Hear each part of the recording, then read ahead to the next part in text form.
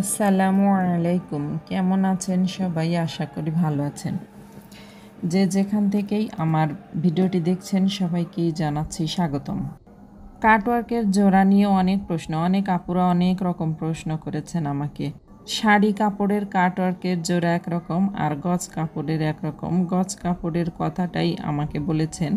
গত দিনেও এক আপু আমার কাছ থেকে জানতে চেয়েছেন গজ কাপড়ের কাটওয়ার্ক কীভাবে দিবে, কত গজ কাপড় লাগবে। আসলে গজ কাপড়ের এমনিতেই জোড়া দেওয়াটা অনেক ঝামেলার কাজ, কারণ গজ কাপড়ের রং ওঠার একটা সম্ভাবনা আছে। তবে যদি ভালো কাপড় হয়, রঙের একদম গ্যারান্টি হয়ে থাকে, তখন দেওয়া যায়। আর আপুটা সম্ভবত নিজের জন্য তৈরি করবেন, এজন্যই জানতে চেয়েছেন। তো এটা আমার গজ কাপড়ের কাটওয়ার্কের কাজ করেছি আমি। এটা সাদা আর হচ্ছে ল্যাভেন্ডার কালার। এটা হলো আমার অরবিট ভয়েল নিয়েছি।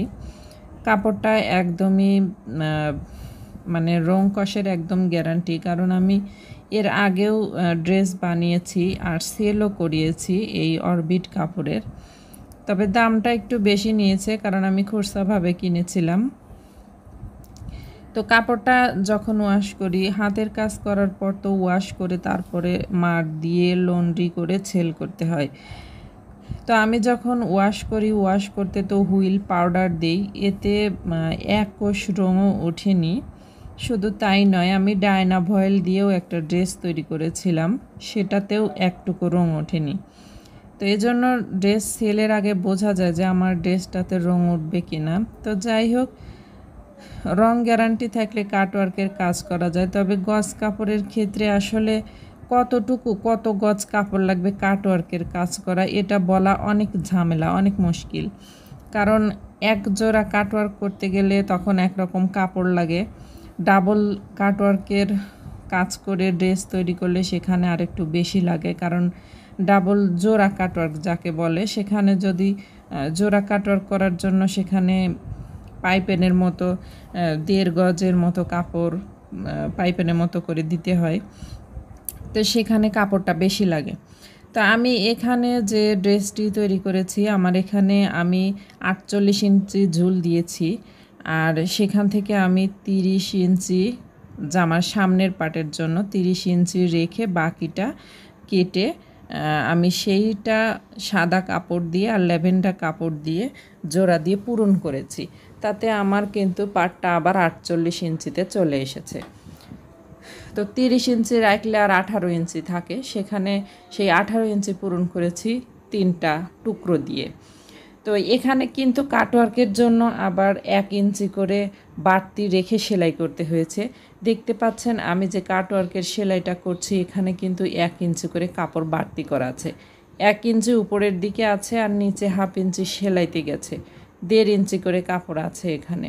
তাহলে সেক্ষেত্রে হিসাবের অনেক ঝামেলা। এক্ষেত্রে আমি বলে দিব একরকম, আপনি তৈরি করতে গেলে তখন আরেক রকম হয়ে যাবে, এতে অনেক ঝামেলা। তাই বলবো আপু, যখন কাটওয়ার্কের কাজ করবেন তখন কিন্তু যে কয়টা কালার দিয়ে আপনি ড্রেস তৈরি করতে চান, সেই কয়টি কালারেরই পুরো একটা কামিজের কাপড় কেনা উচিত। আমার মনে হয়, আমার কাছে অনেক ঝামেলা লাগে, যার কারণে আমি এই কাজটাই করি। আমি কাটওয়ার্কের ড্রেস তৈরি করলে সেক্ষেত্রে যে কয়টা কালার দিব আমি সেই কয়টা কালারেরই একদম আমি 3.5 গজ করে কাপড় নিই। 3.25 গজে হয়ে যায়, তো আমি 3.5 গজ করে নিই। আমার কাপড়ের সমস্যা হয় না, আমি কাপড়টা আমার কাজে লেগে যায়। যাই হোক, তো আমি এর জন্য 3.5 গজ করে নিই। তাতে আর কাটওয়ার্কের কাজ বিশেষ করে গজ কাপড়ে করি না, সামান্যতম যদিও করি তাহলে সেভাবেই কাজ করি আমি, যাতে করে যে কয়টা কালার হবে সে কয়টা জামা হয়ে যাবে, আমার তাতে কোনো সমস্যা হয় না। একটা ড্রেসে যেভাবে আমি কাটওয়ার্কের কাজটা করব, অন্য কালারের কাপড়টাতেও সেভাবে করব, তাতে আমার সমস্যা হয় না। কিন্তু গজ যদি বলে দেই তাহলে আপনি সমস্যায় পড়ে যাবেন, কারণ আপনি ডিজাইন করবেন একভাবে আর আমি বলে দিব ড্রেসটাতে কত গজ লেগেছে, এতে সমস্যা হয়ে যাবে। যার কারণে আপু, যদি আপনি কাজটা করতে চান তাহলে যে কয়টা কালার দিবেন সেই কয়টা কালারেরই আপনি ফুললি 3.5 গজ অথবা 3.25 গজ কাপড় কিনে নেবেন। আর ওড়নার ক্ষেত্রে আপনি কিভাবে টুকরা কাপড় নেবেন, এখানে আপনাকে পুরাই 2.5 গজ কাপড় নিতে হবে যে কয়টা কালার দেবেন। তাছাড়া আপনাকে লম্বা লম্বি ভাগ করে তো আসলে কাপড় দেবে না দোকানদার। আর ওড়নাতে মাঝখানে জোড়া তো আর দিতে পারছেন না, মানে সব মিলে আসলে এভাবে কাজটা করাই উচিত।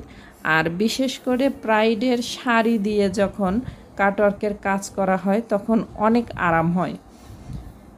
আমি এই যে আমার এই ড্রেসটা হলো কাটওয়ার্কের কাজ করা, এটা হলো আমার প্রাইড শাড়ি দিয়ে। এই ওড়নাটা আমার পাইপেনের জন্য রয়ে গেছে, পাইপেনের কাপড়টা কুসুম হলুদ দিয়ে আমি পাইপেন দিব। পাশে যেহেতু গোলাপি রঙের কাপড় আছে, তো এই কাপড়টা পাচ্ছিলাম না, যার কারণে এটা পড়ে আছে। তো আমি এখন কাপড় পেয়েছি, আমি পাইপেনটা দিয়ে নিব। তো এখানে দেখেন আমি 3টা কালার দিয়েছি, এখানে 3টা শাড়ি দিয়ে আমি কাটওয়ার্কের কাজটা করেছি, এতে 3টা ওড়না হয়েছে। আমার কিন্তু একটুকু কাপড় নষ্ট হয়নি।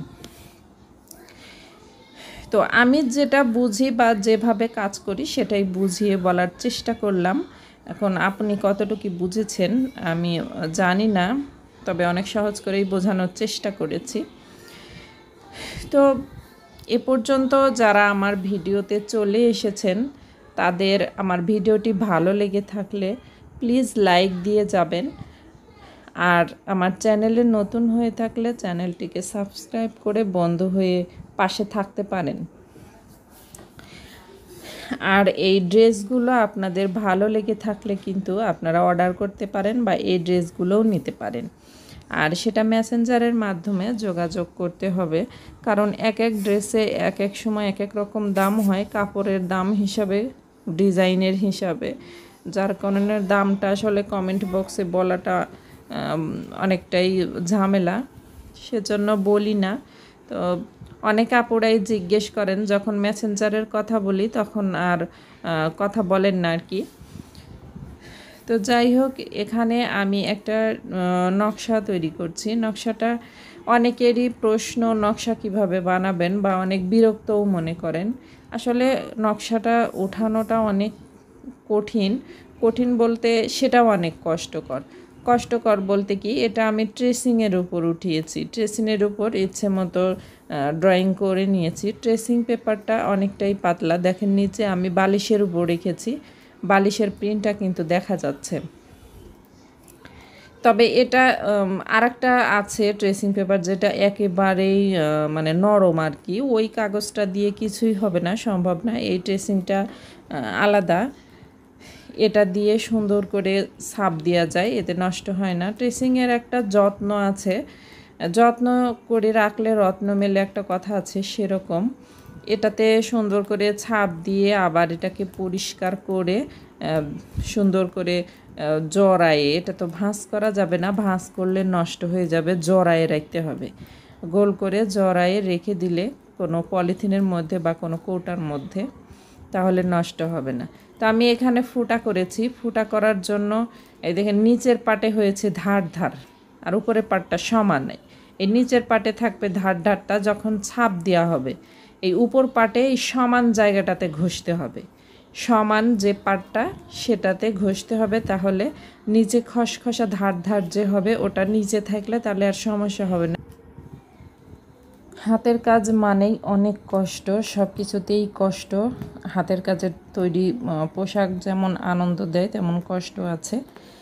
তো এ পর্যন্তই, নতুন ভিডিও দেখার আমন্ত্রণ জানিয়ে এখানে শেষ করছি। আসসালামু আলাইকুম।